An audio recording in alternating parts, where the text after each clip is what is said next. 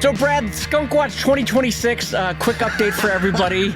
I know everyone's been dying to know. As a reminder, I had a family of 4 skunks, I think it's 4, set up a nest underneath my porch in the backyard, and they got my dog, and I was like, I had all these plans that I was going to tackle them myself using castor oil. My wife, who is far wiser, said just spend the money and buy a trapping company, and so... Yeah. Brad, for $600, I rented a skunk trap, right? $600? Well, don't get me started on this. Listen, there's only so much you can do in this world. So, you get it for a limited number of days, right? I got it for 5 days. I get a skunk trap. So that's 5 goes at enticing the skunk. And so far, Brad, I want you to know I've caught 1 possum and 2 skunks. But I've also, these stupid MFers in the middle of the day, these squirrels keep running in to steal the berries and dog food that we put at the back of the cage. Of course. And so I keep in the middle of the day having to go out to let the same squirrel, and I know it's the same squirrel because he has specific coloring on his nose. And I'm like, you idiot, you keep going into the same trap. And every time he gets... Yeah, you absolute fool. So I just want it to be known, squirrels apparently, Brad, not that bright. Not that bright, Brad. No, they are not. That is the little secret that no one talks about. They are not that bright. I have let this same SOB out of the same trap twice now. Within a matter of like 3 hours, I had to go out and do it. So anyway, Skunk Watch 2026 going great so far, except for the fact that Barry, the dumb squirrel in my backyard, keeps going into the cage. So if you had, how many skunks how many actual skunks have you caught? 1 or 2? 2. Okay, 2 and the rest have been possum and I actually squirrels. feel bad about the possum. They took the possum away, and I was back and forth about whether I just wanted to let the possum out because they're very good about eating bugs and stuff. Yeah. But the fact is, possums do carry rabies, and so I was like, you know what? For the benefit of my dog, we'll get the possum out of here. Like, it's already in the trap. Let's just take them. Yeah. What are we gonna do here? They are.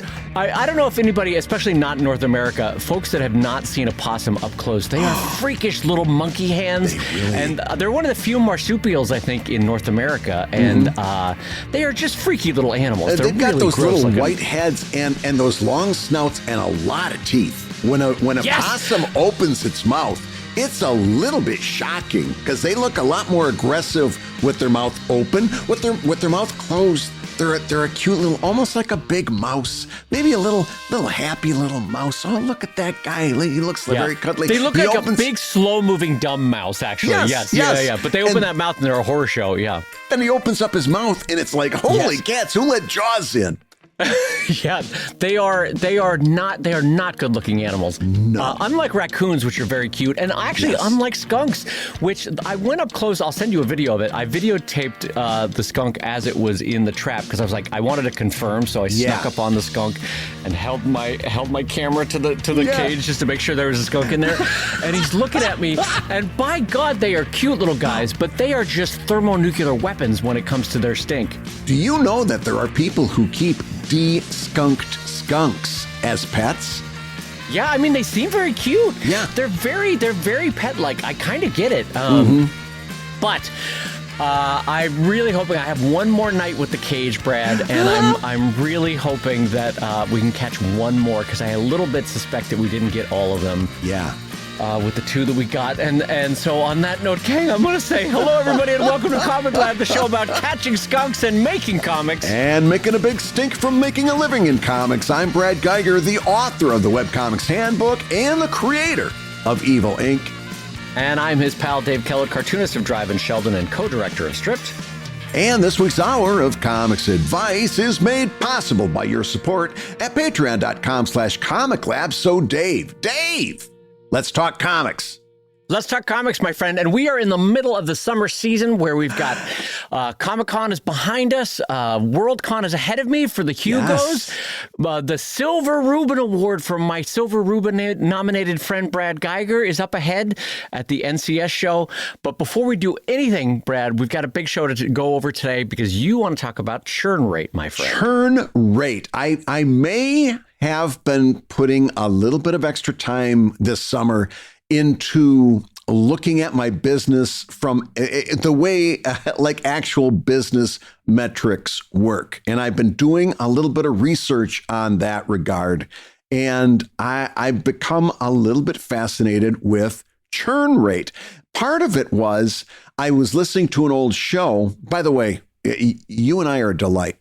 I just got to tell you, these shows hold up amazingly well. But I was listening to an old show, and we were saying, "Oh yeah, you know what? When you're doing Patreon, you definitely have a churn rate." And we were throwing this topic or this, the word around, churn rate, like we both understood it, and we both do understand it in broad strokes. But I'm like, I'm sure there's a way that businesses calculate churn rate. I'm sure it's a number that you can calculate. That led me down a rabbit hole. And I got to tell you, not only does not only is there a churn rate that you can calculate, but it gives you a whole new view of your Patreon's health that you didn't have before, and you can use it in about 4 or 5 ways. That's super helpful. This is great. Yes, because I'll be honest, Brad. I just want to I want to tell on myself is that every once in a while there is a topic that comes up that like probably first year business students know intuitively. You know what I mean? Yes. And then you and I are like, oh, we could calculate our churn rate, of course. Yes. And so I am so excited by this because we try to pay forward what we have learned in our own journeys, and ours are very imperfect journeys, gang. But it's not like Brad and I have figured out the perfect path. But what we try to do is pass it along. So I'm so excited for Brad to pass along to me how to calculate a churn rate because I don't know. I'm telling you, it's. Let me put it to you this way.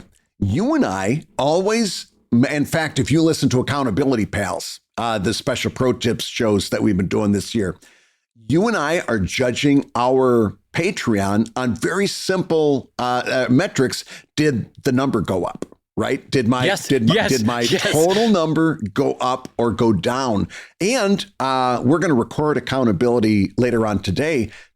But if you listen to that show when it comes out, this was a perfect example because I had a month where, for reasons that I'll go into on that show, my number went up significantly, like $2,000.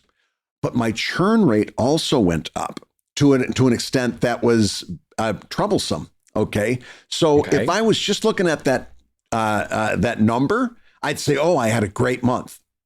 But the churn rate tells me I've actually got a problem there that I need to address, or I need to look at it in a little bit more nuance. So with that in mind, let's talk about churn rate. So go ahead.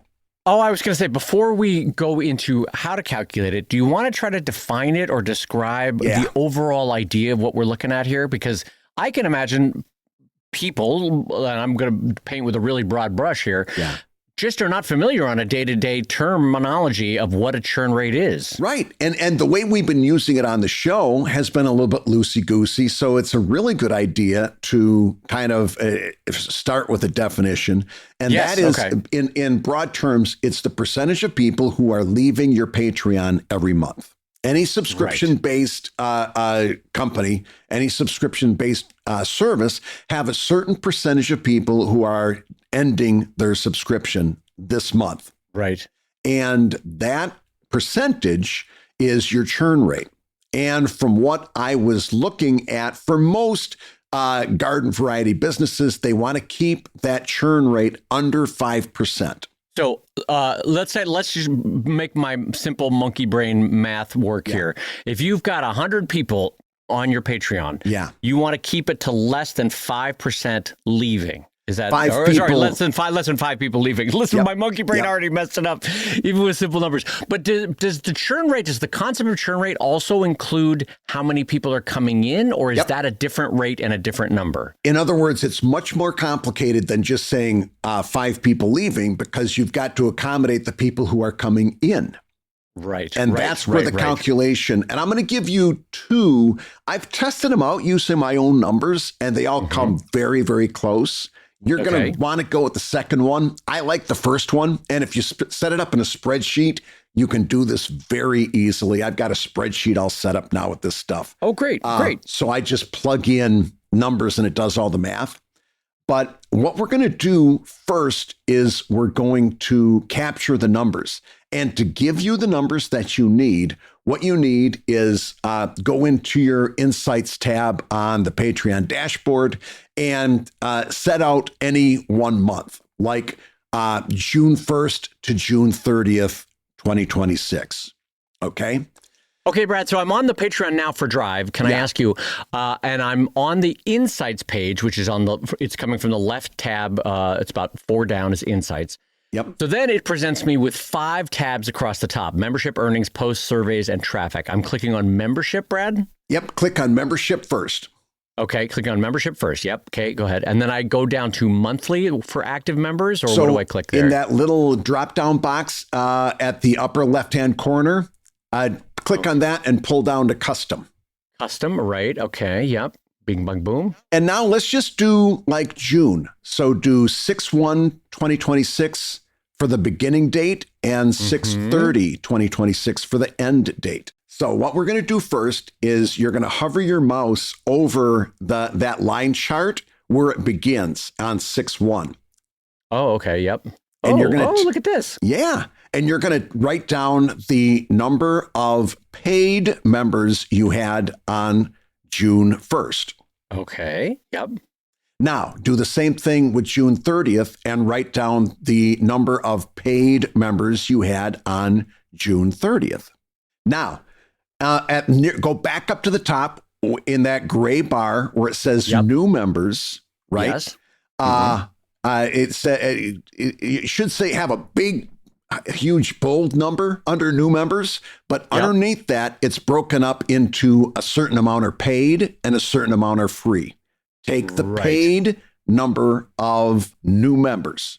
I'll have that in the show notes for us because that's a lot of stuff to pick up audially, but it's your start of the month subs plus your new subscribers minus the end of the month subscription number. And then you divide that by the start of the month subscription number. Now, this is easier. And I tested this out. I got it from a different source. This is way easier, and it gave me a very similar number. I like the first way because I think it might be a little bit more accurate. Go back to that Patreon Insights tab that you had, right?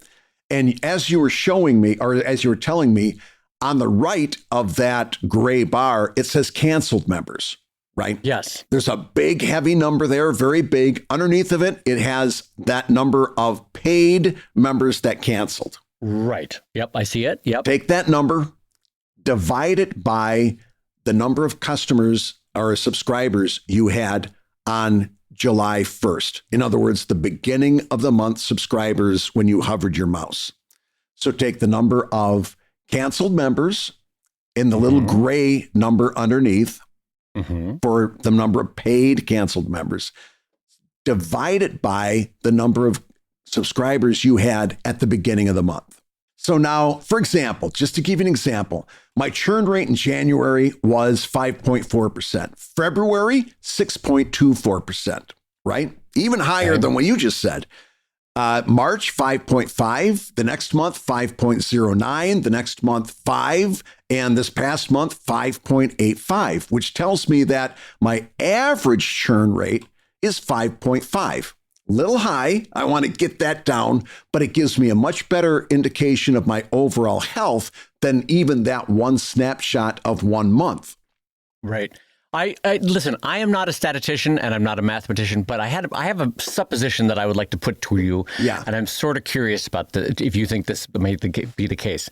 I have no mathematical footing on this. I'm just putting forward a supposition.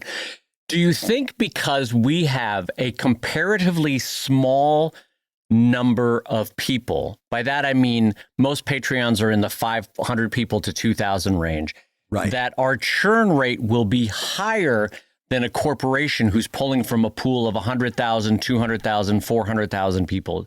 Do you know what I mean? Like, I could see a world where having a bigger pool gives you a lower churn rate. And maybe I'm wrong there, but That's just a supposition on my part.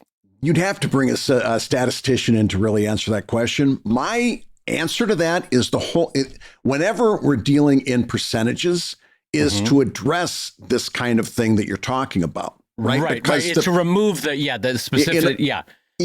So I wouldn't be so quick to default to that. In other words, that percentage might, if you take Dave Kellett's drive on Patreon and expand it to 1 million backers that are paid, right, that churn rate would be the same. The raw numbers would just be bigger. Yeah, no, you're probably right, because my mind was, if Barry decides to leave Evil Inc. this month, that throws off Brad's churn rate. And so, but what you're saying is, statistically, percentage-wise, if you expand it out to 1 million people in Brad's new Patreon, there will be an equal percentage of Barrys in that new. So really, that's the whole reason why we're trying to get it down to a percentage and to a churn rate. Exactly right. Okay, that's fair enough. So now that we've calculated the churn rate, is there a way to calculate the new people into the system? You can take 100, subtract your churn rate, and now you have your retention rate. If you have a churn rate of 0.06, then you have a retention rate of 0.94. By the way, when we get through with all of this math, stick around. I know this part was no fun. So hopefully not everybody has turned us off so far. Okay. If you made it this far, we're going to get to the end, and I'm going to talk about some strategies that I'm sharing that you can use these numbers to try to get that churn rate down. Okay. This is not just numbers out in the wild, but we're going to start to use these numbers now to give us even more ideas of how we're doing on Patreon. So we're talking about, we got this churn rate. Let's say it's 0.5% or 0.6%. Okay. Let's talk about what we can discover with that churn rate. Okay. So we're going to talk about the 5 metrics. Churn rate is number 1. We just figured that out. Let's add retention rate. That's number 2. You just take your churn rate, subtract it from 100. You've got your retention rate. Now, average subscriber lifetime. You can calculate using your churn rate how many months an average subscriber stays before canceling their subscription. Oh, that's helpful. Do you see where this is going? Yeah, that's nice. All right, keep going. And by the way, we've done all the hard math. The rest is easy. Okay. Oh thank God. Oh, my little smooth brain. It didn't have trouble there. And again, you can use that second one I gave you. It's going to give you comparable numbers. But take 1, divide it by your churn rate, and now you have average subscriber lifetime. So let's say your churn rate is 5.4%. Okay. 1 divided by 5.4 is 18.5. That means your average subscriber lifetime based on that month's numbers is 18 months. That's very useful. That's very useful. So, but now how do I put that into practice in terms of making folks go? Okay. Stay tuned. Okay. I'm gonna hit all of that excited. In a moment. We're already past the hard math, so I'm already getting excited. Yeah. Yes. Okay. So let's say again, using those churn percentages that I shared earlier. So 5.4 turns into 18.5. A 6.24 churn rate turns into 16. 5.5 gives me 18. So on and so forth. Now, if I've got an average subscriber lifetime for 6 months, I take those, factor out the average, and I can see that for my Patreon, my average subscriber lifetime based on those 6 months of compiled numbers right now stands at 18.2. My subscribers are sticking around for about 18 months. That's great. Okay. Fantastic. Already you can see where this is usable. Now, let's calculate the 4th key metric, lifetime value. What is the value of bringing 1 Patreon backer into the fold? I mean, Brad, it's incalculable. It's incalculable. They're a new friend. They're a chum you walk through life with at least for 18 months. That's an incalculable value, Brad. There's no math that could be applied to that, or is there? Nope. We're going to put a number. We're going to put a dollar sign in front of those guys. So now all you've got to do is bring in one more number, and that's your monthly revenue. How much money did you make in June? Your monthly revenue. Right. Okay. You take your monthly revenue, you divide it by the number of members that you had, right? That gives you the average in other words, that gives you that total month broken down into individual subscribers. Okay. So you've got that, and then you multiply it by the average subscriber lifetime. So using those numbers that I just shared with you, average subscriber lifetime turns out to, going back to January, 194, 156, 157. And if I take the average from all 6 months, and I'm going to, by the way, every month I make these numbers a little bit more refined because I'm adding more data. But right now, my average lifetime value of a new Patreon backer is $179. For the person out here who's sort of number skeptical, what does this gain them to calculate this, Brad, just in general? In other words, how do we use these numbers?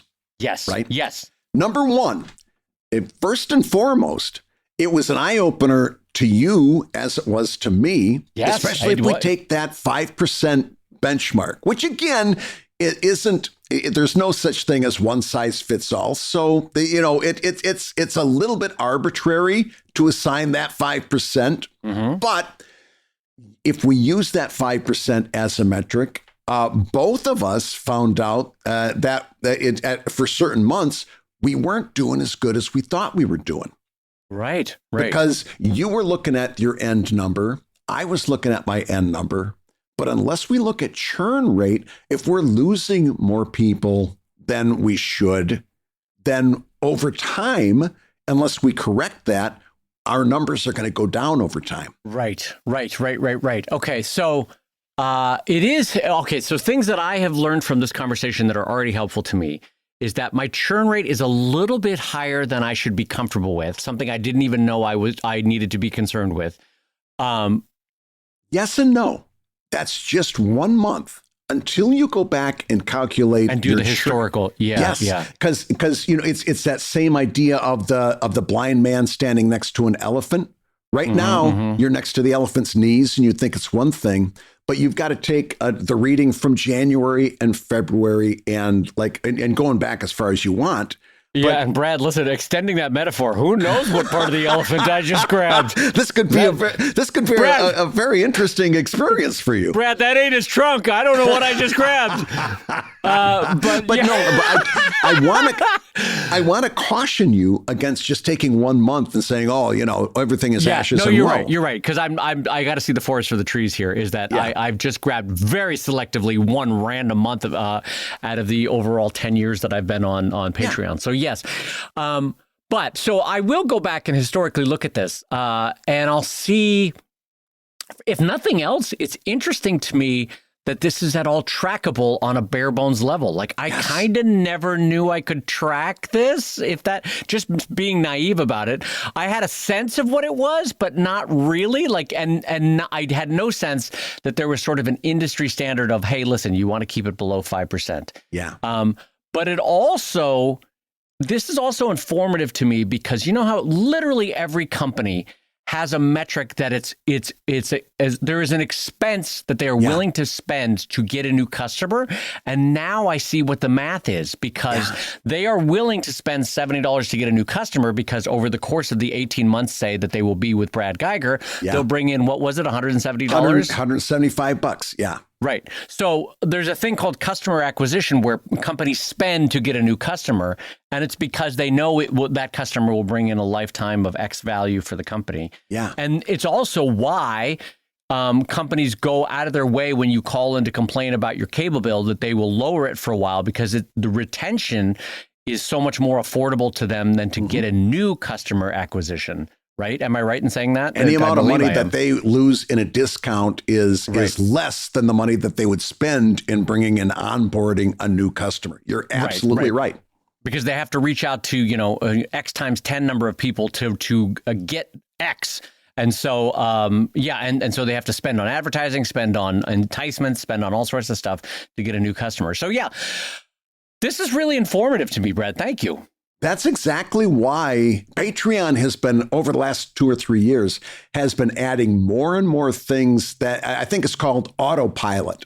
And you should, in my opinion, have as many of those turned on as possible, because all of those autopilot options are there to do what Dave just got done talking about. In other words, if somebody's getting ready to cancel their subscription, there is a setting in autopilot where you can offer them a discount to stay on for a month, right? Yeah. This is exactly what you just got done talking about. Patreon has done a marvelous job of adding a lot of things to that feature that and make it so that you don't have to bring somebody new in. You can try to hold on to the person you've got, right? Yeah.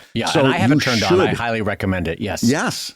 So let's talk about, I'm going to give you 4 points of influence that you can use to improve your business based on just that churn rate and the other metrics that we talked about, right? In other words, the heading for this is, how do you use these numbers now that you got them?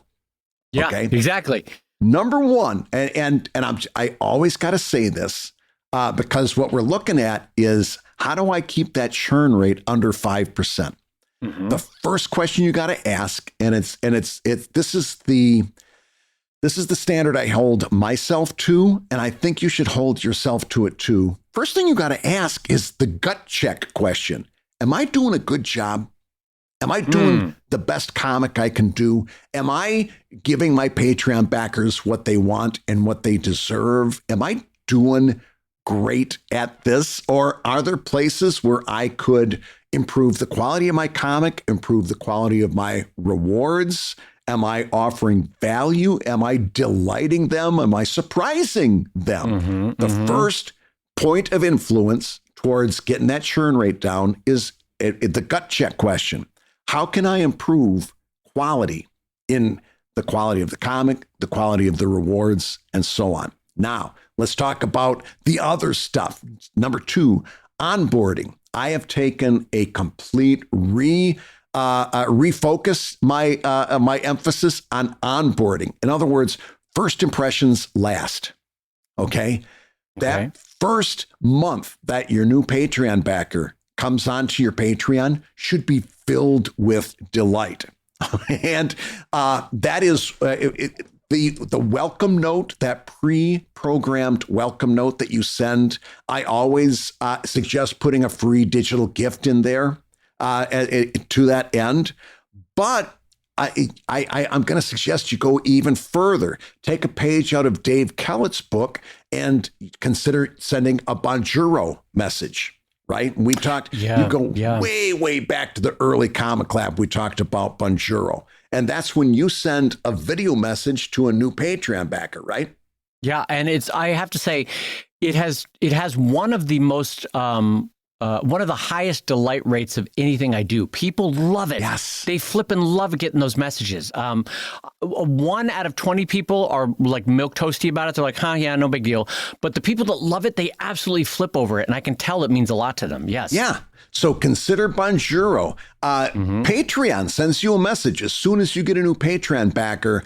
As soon as they sign up, it sends you a little prompt that says, hey, Jim Higgins just became a Patreon backer. Send them a personal note. Well, do that. Do that. Yeah. Right? That's a great idea. Also, something I talked about in an earlier pro tips was I do what I call the 1 week check-in. I go through and like every day as part of my morning routine, I see who's been a part of my Patreon for 30 days or 30 days. I'm sorry, 7 days. Too many numbers today. I will, after a week, I will send them a pre-formatted message with another free gift that says, hey, I just want to check in. You've been here for a week. If you've got any questions, please let me know. There's a lot of stuff on Patreon that's hard to navigate. Plus, I've got special websites that you can unlock with your Patreon credentials. There's the Loot Crate links, the Dropbox links that I sent out. There's a lot going on here. I send them a guide to all of it. It's a long email. Partially, I want it to be long. I don't expect them to read every word, but I want them to see that volume. Here's what you got for your Patreon subscription. Right. And another free gift, right? I lead off that 1 week check-in with thank you so much. By the way, here's another free gift, another digital download for you. And here's a list of all the things you get with your Patreon subscription. Here and just basic bare bones information on how to access it. And you have any questions, let me know. Right? Yeah, no, that's great.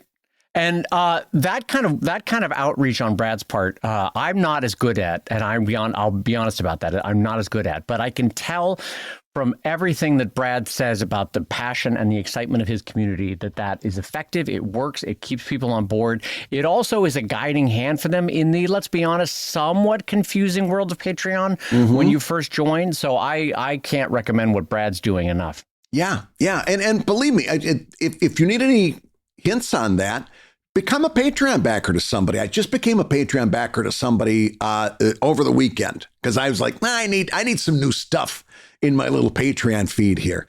And you know how hard it is to go and read somebody's old comics on Patreon? There's no bookmarks. There's no bookmarks other than collections, which are very helpful. Other than collections, it's hard. So it's useful for me to be somebody else's Patreon backer so I can experience that and then say, that's the experience that my backers might have when they come in and talk to me for the first time. So, and again, just real quick, I just looked it up. The Bonjoro episode, you're never going to believe this, Dave. Comic Lab episode 71. Wow, was it really? Just at the beginning of our second year. If you want to hear more about Bonjoro. What episode are we on now, just out of curiosity? 430 something close to 450. We're knocking on the door of 450. Wow. All right. So episode 71. And then also for anyone trying to look it up, it is not the Italian spelling of Bonjoro, or it is BONJORO.com. And again, it's a paid service, but I recommend it. That's not an advertisement. I actually use it myself. So let's talk about the third way that we can use these metrics. Intervention. Remember, I just said I used this to find out that my average subscriber lifetime is 18 months. So guess what? Along with my 1 week check-in that I just got done talking to you about, I now have a 16-month check-in that I have a little reminder to do once a month. I go into my Patreon membership. Interesting. I go into the membership manager and use the filters so I can get everybody who's been a paid backer for 16, 17, or 18 months. Right now, it's 18 months. That may change as my churn rate changes, but let's use that 18 for a number or for an example right now. At 18 months, once a month, I send out something to everybody that's been on for 18 months, and it has, go ahead and guess. Yep, you guessed it. A free gift. And by the way, if you've been doing this for any amount of time, you've got so many free gifts to give. You take and whether it's collections of your comics or chapters of your story or special exclusive packages, you can repackage, redesign, repurpose. You've got more free gift material than you even give yourself credit for, right? Build a PDF, set it up so they can download it. Poof, you got a free gift. By the way, it doesn't really matter what it is. It matters that it is. People like to get gifts. And so give them a gift because they need an intervention. That's when statistically they're thinking about getting rid. And that's, again, how I'm using that churn rate to try to. And by the way, let's call complete truth here for a minute. I've been doing this for a grand total of 3 weeks. I will let you know at the end of the year whether I thought this was a valuable thing for me to do. Right? Well, what's fun here, Brad, to cut you off, You're starting this really at the halfway point for the year. Yeah. You will have statistically provable results for 6 months versus the previous 6 months about whether this worked, whether you should continue it in 2027. But I applaud you for this. This is interesting. So here's number 4. Shore up the old guard. You've got some people who have been with you for years and years. Yes. And I'm leaving this open-ended because I still don't know what my answer to this is. But in the same way, you've got an outreach for people that are at that 18-month mark in my case. Right. Your case is going to be different. The person listening to us is going to be different. Shore up their old guard. Use that Patreon membership filter to get the people who have been with you for several years, right? And find something you can do for them, whether it's, and here's just, a couple ideas. A digital gift is always nice, but maybe a super exclusive live stream that you do for 30 minutes and answer questions. Or they can watch you draw for 30 minutes. Or maybe if you've got a new book coming up, you can give them a free preview or an excerpt. These you can call in. By the way, that I've actually done informally in different times. I've got a new book coming up, and I'll get in touch with the like a handful of people that I know have been with my Patreon since the beginning. And I call them my inner circle, and they get access to that book before anybody else sees it. And also, it's good for me because since they're hardcore fans, if I've got any problems in that book, if I've got something that is like a continuity error, they're the first people that notice it before it goes out to the general public. So shore up the old guard. Don't take those folks for granted. They're as important as anybody else. Now, there's 4 ways you can use these metrics. I'm going to give you a bonus that you've actually already clued us into. Okay. But it's another way you can use these numbers. Dave said, businesses know how much it costs to bring in a new member. And now, so do you. Okay. So, right.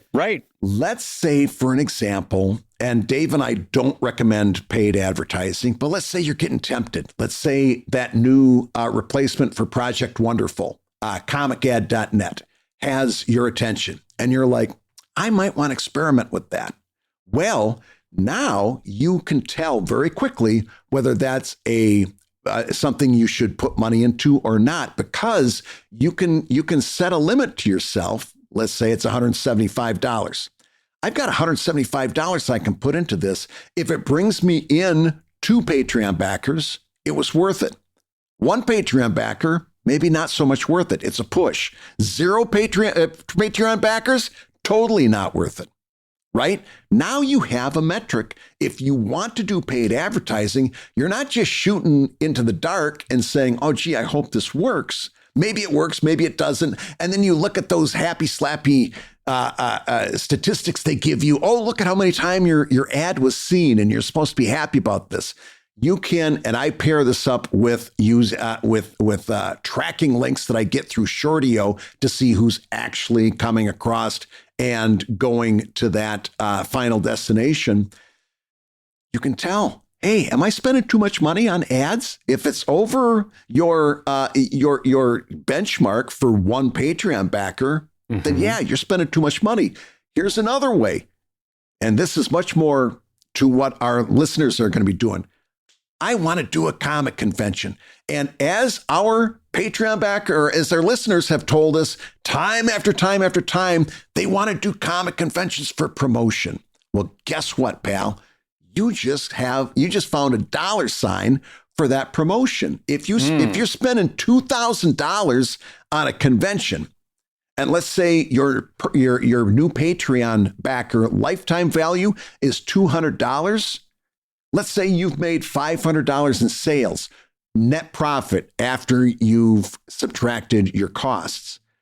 And if you've gained 7 or 8 new paid backers over the weekend, then you can say the convention was a success. If not, you didn't make a very smart business decision, and you've got to use that for next time. Right? In other words, you're incorporating that number into whether you evaluate that convention as a failure or a success. Yeah. So That's interesting. I had not thought about working in the equation of paid advertising and seeing if the return on investment is worth it. You're right that is now quantifiable, and you're right that is now justifiable if the numbers add up. I, however, with love to the math, because I honor it that it actually is honorable math. Yeah. But I will say that I think I continue to hold that the advertising for what we do is not a worthwhile expense for the most part, because that's not how people come into contact and fall in love with webcomics. Mm-hmm. But that's not to say that the math doesn't math if you do it right. And Brad's right. Like if for God's sakes you spend, I don't know, $1,000, but you bring in X number of thousands of dollars of Patreon backers over their lifetime, then yes, it was worth it mathematically. Right. But this is a subjective call, but my gut tells me that advertising continues to misrepresent the path with which people come to fall in love with a webcomic. Yeah. And that by giving it away for free, you are already doing the heavy lifting on new customer acquisition. Make no mistake, I agree with you 200% in everything you just said. The usefulness here is that it gives you a number that you can get your head around 100%, to decide whether this is something you even want to try, right? Yep. Agreed. And we now have a metric, a trackable metric. Yes. But what you said, that's not how people fall in love with a webcomic. That goes into the conversation of the marketing funnel. And we need to dedicate another show, not today, because we've already dominated the show today. But we need to talk about in real terms how a marketing funnel works, because that goes right to the heart of what you just said.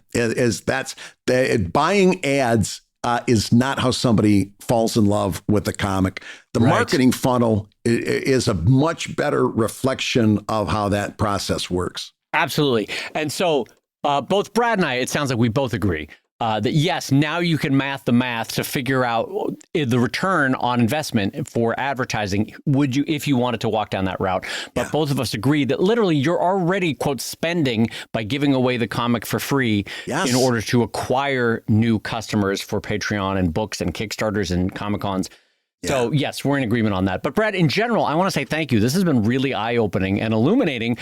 In 25 years, I have never tried to calculate the churn rate for my existing customers, and now I have a way to do it. And I'll be honest, this is really helpful to me. I'm really curious to run these numbers for the last year or two and see how it nets out.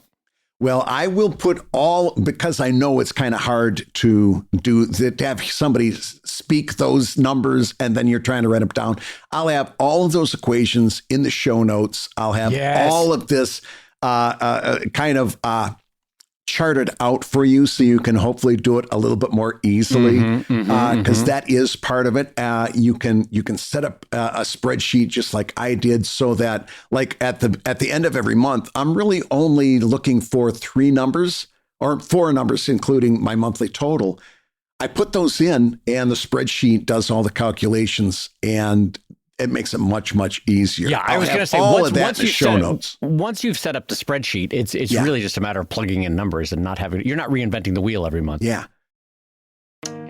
Hey, gang, if you're listening while you work, take a minute to stand and stretch. And while you're doing that, we'll tell you why you should join us on Patreon. Yeah, because when you do, you'll get hours and hours of podcasts that we've recorded just for backers. And exclusive Patreon posts that go even deeper on Comic Lab topics. And you'll get access to our exclusive Discord server, a thriving community of professional cartoonists. So you can support the show you love and get tons of actionable resources for your own cartooning. And ho Nelly, if you want even more comics goodness in your life, check out the new drawing show that we're doing with our pal Kevin McShane over at wrongwayshow.com. That's wrongwayshow.com. In each episode, we'll show you how to draw your favorite cartoon characters the wrong way. Now, everybody, let's talk comics.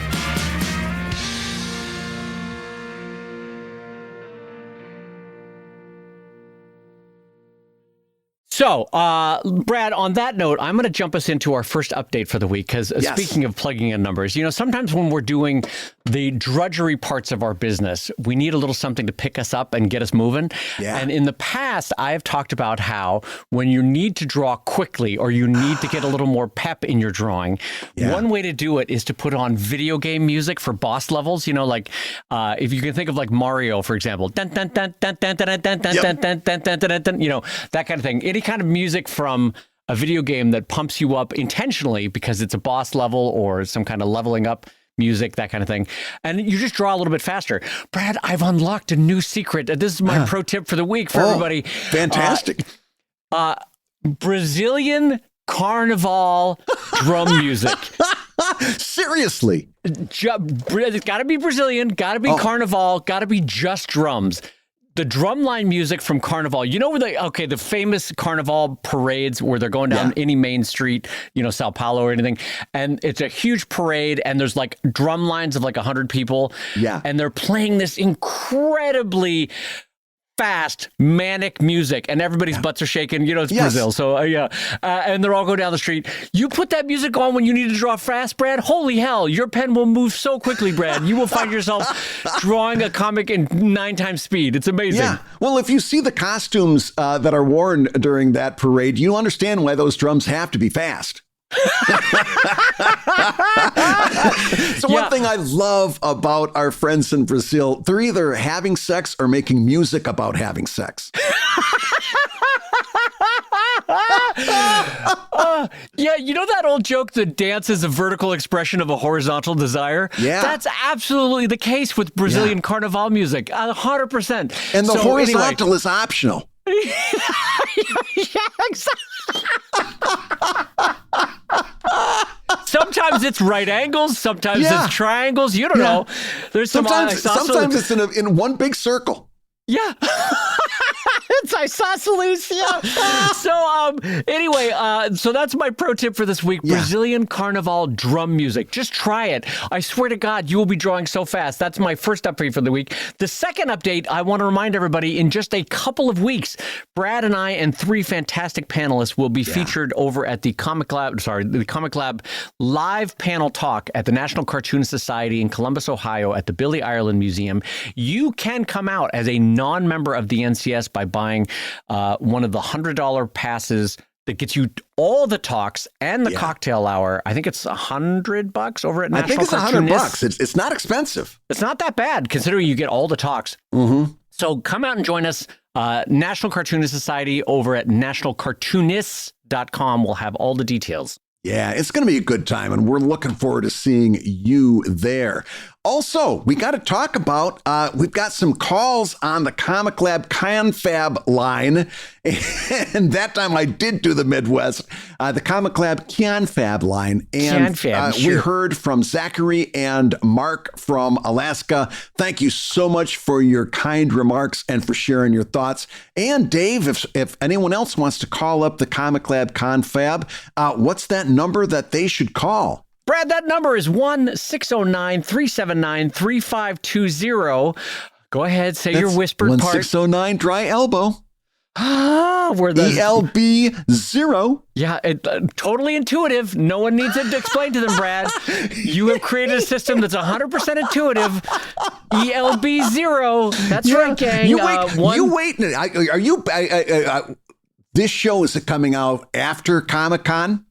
After Comic-Con, but before NCS, yes. So in another couple of weeks, you'll have to tell me how many people came up to your booth and said, oh my God, here I am at the One Bat booth. One BAT is Dave's 1228. And you wait, there's going to be all kinds of people coming up and saying, oh, this must be One Bat. They're going to have to get security to have them form an orderly line. Yes. So many people saying, the One Bat line at San Diego Comic-Con. Yes. And so, Brad, we have one more update for everybody, and that is that we have the next question. And it's from me, Brad. Oh. The next question is for you from Dave Kellett over here at the Comic Lab Confab line. And, Brad, so here's my question for you. I have a children's book that I have had on the docket for years. As you know, it's probably the better part of 10 years that I've been trying to get this children's book docket. And it occurred to me that one way I could finally force myself to get it done is to release it page by page on Sheldon in the way that I would do an Anatomy of Monsters book. For those that remembered recently, I would just switch gears and do the children's book, releasing it page by page, or perhaps by thematic chunks. So you know how children's books sometimes have 3 and 4 page arcs, if you know what I mean? Yeah. Not really an arc in the classical sense, but you know where I'm going with it. Finish a thought over 3 or 4 pages. I could release those in chunks. But my thought to you, or my question to you is this even a valid strategy? Is this a bad idea? Is this at all workable? Am I barking up the wrong tree here? I genuinely value your insight on this one. So if you were saying, Brad, I want to build a audience for this children's book, and I'm going to put it out on the web, the way we would with a web comic, I am not that I am not that optimistic about that. Right. If you're saying, I want this Kickstarter, when I do it, to have a lot of people excited about it. So I want to build that up the way you do with Anatomy of Monsters, Anatomy of Dogs, so on and so forth. Right. I am not that optimistic about that being a children's book, just because even if you have like 2 or 3 page arcs, and by the way, I don't know how your book is laid out or written, but Anatomy of Monsters, every one of those updates is a very satisfying update and leaves people with a great feeling, right? They read all 8 punchlines and they're like, oh, that was great. I love this. I can't wait for the book.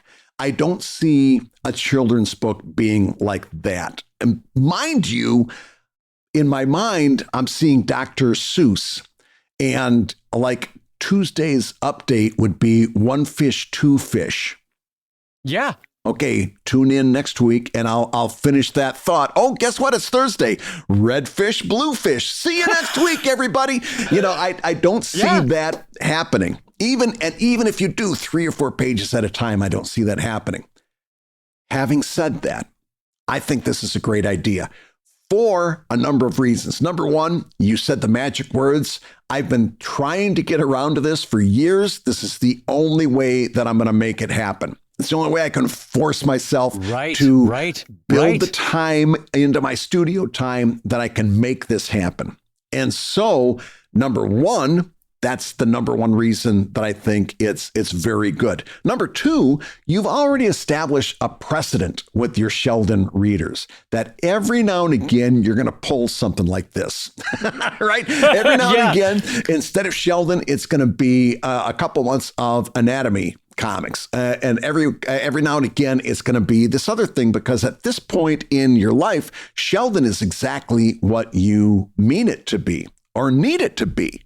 Right. Right. So you've established precedent. And if it means that it clears out the time in your studio to work on this, your readers, for the most part, can't get too upset because you're not really throwing them a curveball. I would suggest getting about a month of Sheldon back under your belt after Anatomy of Monsters wraps, just so it doesn't go from Anatomy to the children's book. But if you go Anatomy, a month of Sheldon's, and then children's book, I think that's you're way inside your lines there. You're inside bounds. And I think it's actually a very good idea for you, Dave. Really? Okay. Well, for anybody else, I'm not sure that, like, again, if it was just somebody that is saying, oh, I want to build an audience for this children's book, so I'm going to post it online a few pages at a time. I don't think that's a great strategy for a children's book. But for you, just using it as a good excuse to give yourself the time that you need to work on it, I say do it. I say pull the trigger. Okay. Well, first of all, I really appreciate your insights on this. I agree with you in a lot of the ways that you laid it out. It would be a terrible way to build an audience. I really appreciated you doing the 1 fish, 2 fish. Okay, gang, we'll see you in a week. I wonder what the conclusion will be. Red fish, blue fish. Could be anything. What a shocker. Yeah, but that's why my thought was, and you seem to understand this intuitively too, is that I would do it sort of in thematic chunks of subsections, whatever that might mean for the book, where at the very least, it's a completed thought. If not completed book, it's a completed thought within the book. Because at least that's vaguely satisfying. But yeah, I really just feel like this is the only way this is ever going to get done is if I do it in chunks on my website. Yeah. And if that's what it takes, then do it. Because again, this thing's been hovering for years. Yeah. And it's something I'd like to see you do.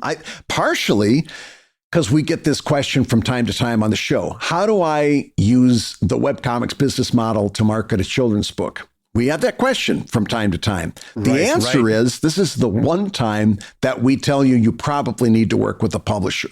It's a real uphill battle for you to, from a standstill, from a standing start to build an audience for a children's book.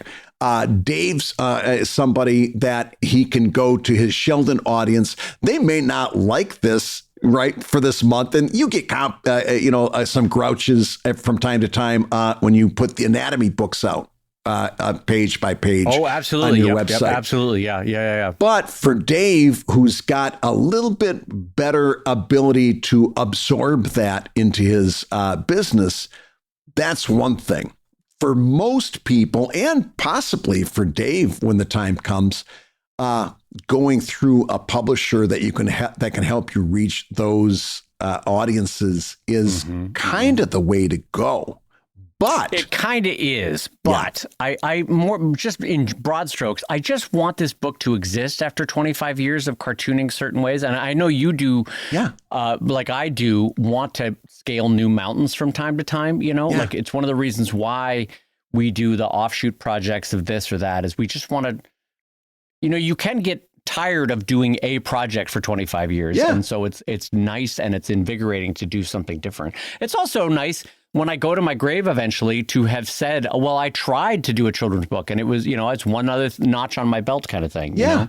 Well, listen, all that stuff is nice, but what I was thinking was, even though we would probably give most people different advice, I kind of want to see you do this because it would be a great experiment in doing it the other way. In other words, if Dave Kellett does a children's book and he puts it out, now we've got to solve, and we'd be taking it on, I'm sure, on the show. How do we get that book into distribution? How do we get that book out into hands? In other words, this would be a great experiment, and it would give us a way to have a more nuanced reply to those people when they do write in and say, hey, how do I market a children's book? Right. If you did this, we'd have a whole bunch of personal experience to talk from if we did that. We sure would. I will be honest, Brad, in that, you know how sometimes we give advice that's like, listen, do what I say, don't do what I do because I'm about to do something stupid. Yeah. I genuinely feel like I will not make a lot of money on this children's book. Genuinely. And I'm not just blowing smoke of like trying to be falsely humble. I think I would sell about 1/3 the rate of my normal Sheldon book. And my Sheldons are my lowest grossing books. So I don't have high hopes for being able to make a huge splash with the world. I just want it to exist. And I want it to be beautiful, and I want it to exist. And that's not the greatest reason to make art in terms of continuing to have a career, but it's a great reason for the heart sometimes to do a thing. I don't know. Let me ask you this, playing devil's advocate. Would you consider putting together a prospectus and sending it to the different children's book publishers like Scholastic and so forth? Would you ever consider going that route? Maybe can I be honest in a way that maybe only you will understand? I don't ever want to deal with an editor. If I've produced a page, it's because I want it to exist. And if they came in and said, I love the book, but let's change pages 20 to 28. You know what I would say probably in my heart of heart? Fuck off. I don't want to do it anymore. I honestly, who don't get cussy, I would be like, go to hell. I don't want to. No, I don't want to do it that way. Turn blue. I mean, you could see that at my personality that I would just shut down. I would be like, no, I don't want to do it that way. No, I'm not. I'm going to do it my way or the highway. You know, I was talking to a mutual friend of ours who does children's books, and he was telling me about the number of revisions he's got to do to get a book out, like for every page, how many times he's got to redraw the page and take into account. And he's getting notes from this person and then that editor and then this group and then that. It reminded me, it gave me the shakes from my old newspaper days when I had 100 bosses, right? Everybody who walked by my desk had a thought on how I should be doing my work. You and I don't think we could deal with that anymore. I completely understand what you're talking about. Like, if I'm going to do a thing, I will do a thing. I will do it to my best abilities. Yeah. And then I will put it out into the market. And if it doesn't work, it doesn't work. But I do not want to deal. I just don't want to deal with another human who I very often don't value their opinion. I know a lot of people are like, oh, my editor's brilliant. I'm like, I don't know. Are they brilliant? This is ego, 100% ego. I'm smarter than the average bear. Right. And I'm probably as well read or better read than some of these editors. And it's like, I don't need your opinion. Thanks very much. I don't know. Yeah, no, it's important we're having this conversation. Because a couple of 2-3 episodes ago, we were talking about comics editors. And, you know, I was making the point that if a comics editor had given me the remarks that this question asker had gotten, I'd run into the woods to avoid them, right? And that's because comics editing is a very specific thing. And we kind of have a little bit better understanding of what that is than most people. Right? Yeah. So it would be very difficult to listen to an editor. It would be very difficult. I think about this when I think about re-entering teaching college, is that many of the different places that I would want to go in would want me to have a master's degree or even a doctorate. And I'm like, what? I cannot get my head around trying to get a master's degree, having been a professional full-time cartoonist for over 10 years. I got my master's degree. It's called I'm Here. What the fuck do I need a master's degree for? There are very few people who have done this for 10 years. So in that regard, I understand what you're saying. You're not wrong. Let me ask you this. Go ahead. Oh, no, I was just going to say, I'm also humble enough to know that I do not, entering children's books, that is a world that I don't specialize in. Right. That is a world that some of these editors know their stuff. Yes. And can course correct me if I'm going the wrong way. I get it. I understand that. But I also have lived long enough in this world to know that even people in positions of high authority and power are sometimes winging it. And they're doing their best from their own subjective perspective, whether it's a network executive at a TV network, whether it's an editor, whether it's a business manager. And so I also know enough about children's books that, like, yes, there are rules for how to produce a 32-page storybook, right, for children. Yeah. I get it. I understand those rules. I understand the broad strokes. But I also could point to 15 children's books that are bonkers popular over the last 100 years that break those rules. Blueberries for Sal, Goodnight Moon, you name it. And it's like, point to me where these don't break the rules 19 different ways and yet have sold millions of copies. So I also know that there's enough flukes in the system where I'm just going to do it the way I want to do it, and we'll see what happens. You know, that kind of thing. Go back to the days that you and I both wanted to be a newspaper syndicated cartoonist. What was the one rule that we were told to follow? No talking animals. Right? Yeah. No Garfield. You know, they didn't want any of that. You take a look out at the number of post newspaper syndication, the number of amazing comics that are super popular that wouldn't have been considered for newspaper syndication because they broke that arbitrary rule. Right. You would have never had all of those Pugs book collections. It's insane. I also know enough about the world to know that you bring XKCD to 100 editors. Not a single one would have published it when it was starting out. Yes. You bring Hark a Vagrant when it was starting out to 100 editors. Not a single one of them would have published it. So there's I don't know. There's a certain wisdom towards the trusting yourself and trusting the market to sort itself out in terms of what works and what doesn't. And part of it is just that we're too crotchety guys. Oh, I'm too crotchety. That's the main reason. That is 100%. I don't want another human being telling me what to do. I'm just crotchety. Yeah, no, absolutely. I'm telling you, it goes back to the days I worked in newspapers because it's the every dog has to piss on the tree rule. If they hand a Dave Kellett manuscript to a mid-level editor and say, what's your comments? And if that mid-level editor says, hey, this looks great the way it is, no notes, that person isn't going to have a job for long. No. Their job is to make notes. Whether they're good notes or bad notes, they got to make notes. Otherwise, they're not doing their job. So now you got to face with all these arbitrary, and they are arbitrary, changes because every dog has to piss on the tree.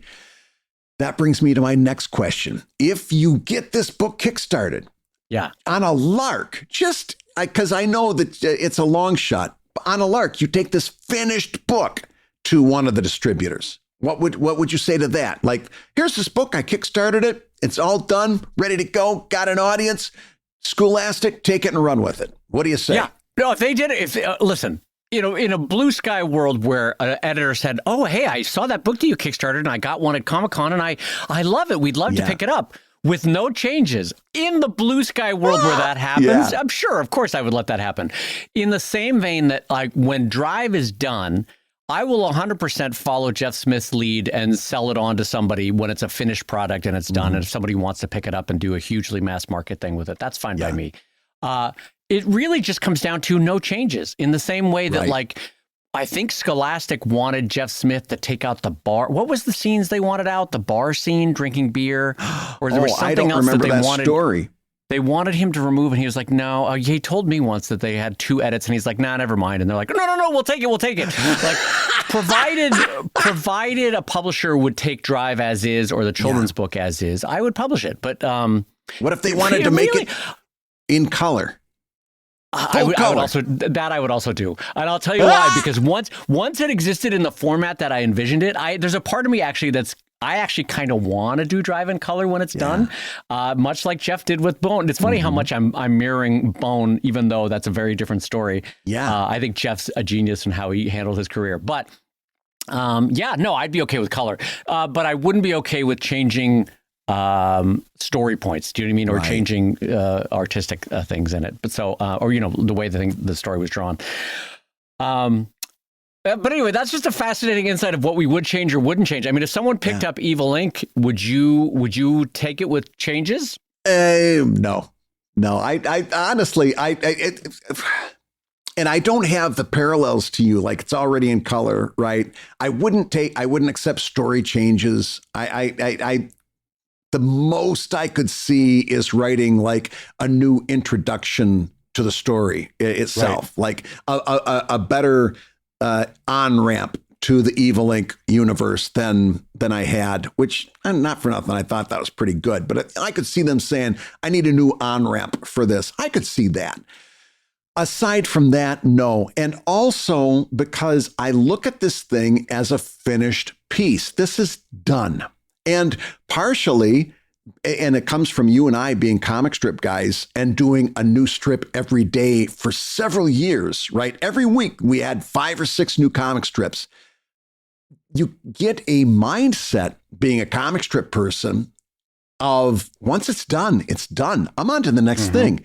I'm done with Monday. I'm working on Thursday now, right? I'm not going to go back and relook. It's part of the reason I don't like the idea of people saying, oh, I'm going to redraw this comic because I've gotten better at art. And it's like, nah, that's done. Start doing new stuff. You done Monday. Start working on Thursday. I don't like redoing old stuff. I can't. Every now and again, somebody wants me to redo a commission that I did for them. Or recolor a commission, have Alex recolor it, or just, I can't stand it. No thanks. No mas. I don't want it. It's done.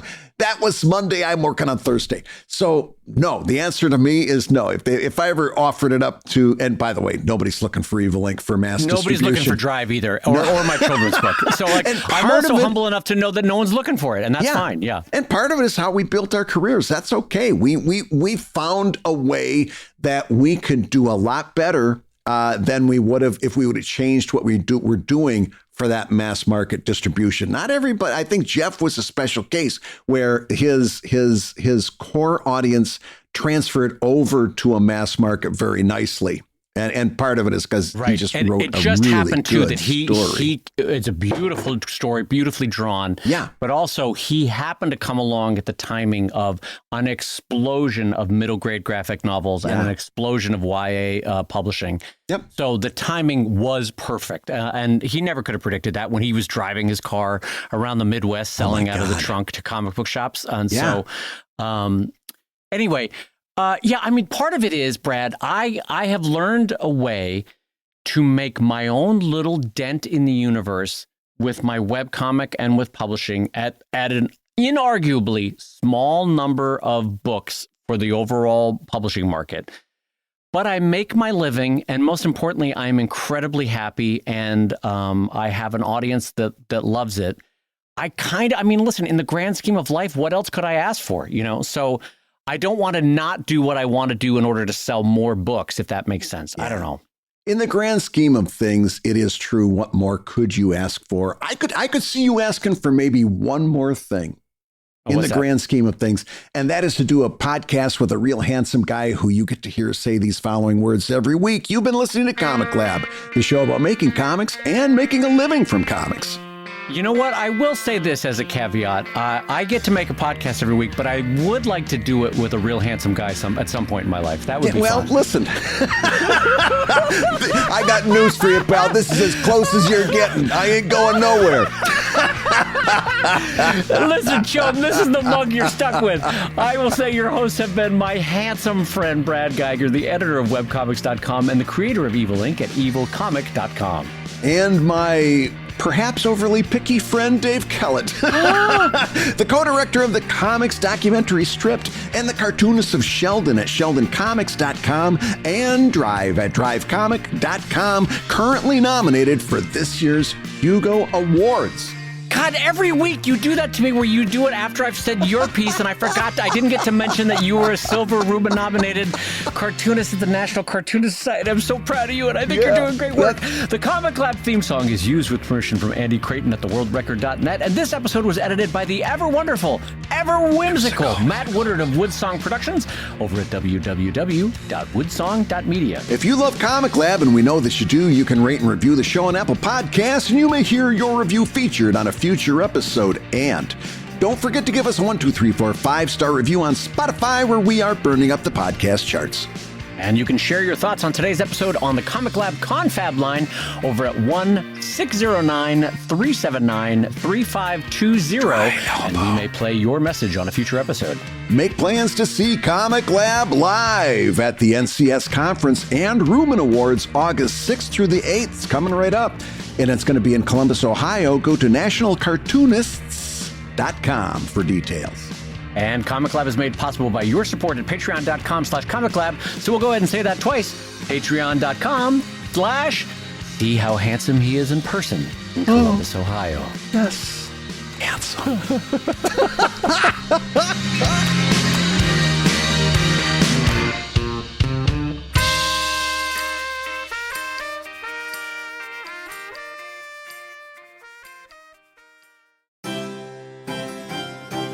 And now, broadcasting live from the hallowed halls of Oxford University, where the air is thick with old leather and academic rigor, it's time for the histories of sequential art with our esteemed guest professor, Dr. Reginald Wigglesby. Well, take a deep breath, old boy, and chip, chip. It's always a delight to receive a call from Colonel Geiger of His Majesty's 3rd Mounted Regiment. To pip, pip, and what ho, Colonel Geiger. What is today's Comics Query? Well, today, as you well know, is the first day that Little Nemo in Slumberland appeared in newspapers. Yes. Quite. Now, a lot of people don't know this, but Little Nemo grew up and got married. Could you tell us a little bit about what his life was after leaving Slumberland and going into the suburbs with his wife? Well, it's not commonly reported in the histories of Little Nemo in Slumberland because the later comics were not collected into book form, so they're sort of lost to history. What the older Little Nemo, the not so little Nemo, rather the quite large Nemo. Nemo put on some pounds by the end. Yeah, he was. Yes, the title was not as popular when it switched to the quite large Nemo in Slumberland. It didn't have that sort of marketing vigor to it. You know, the sort of get up and go that one wants in one's titling. Anyway, the later comics, the last year of the run, was not actually published in book form, and so we don't actually see, quite famously, Colonel Geiger, the small child would fall out of bed at the end of every dream. He was a bit of a narcoleptic, as it turned out, and would have these horrifying dreams, the horrors of the mind brought to vivid color in the publishing papers of Hearst magazines and whatnot. And every comic in a wildly successful punchline strategy would end with him falling out of the bed. Hilarious the first time, not so funny the 648th time you've read it, you know? Every now and again, it would have been more surprising if he'd stayed in bed. I would have collected that comic and cut it out of the newspaper and pasted it up if he had ever stayed in bed. Among my colleagues, we call it less of a punchline, more of a punch. Not really good. It's not right really to the good. gut. Punch to the gut, yes. But what ended up happening in that last year of the run of the comic in the frankly quite large Nemo in Slumberland, he did put on some pounds, I'll be honest. Yeah, well, listen, so have you and I. Let's be honest about that. Am I right, Colonel Geiger? Who among us? That's right. I do enjoy the pub pastries from time to time. And I know that you enjoy a bit of hard cheese. God. I wish.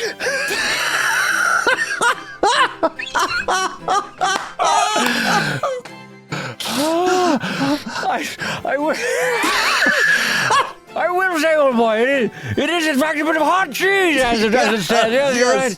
Quite right, a bit of, good heavens on that, a bit of a sticky wicket, I must admit. Yes, a sticky wicket. Anyway, to finish this never-ending, God's-awful point to this story, yes, he did, in fact, buy a shorter bed. That was the solution. Oh, thank in the goodness. last year of the run.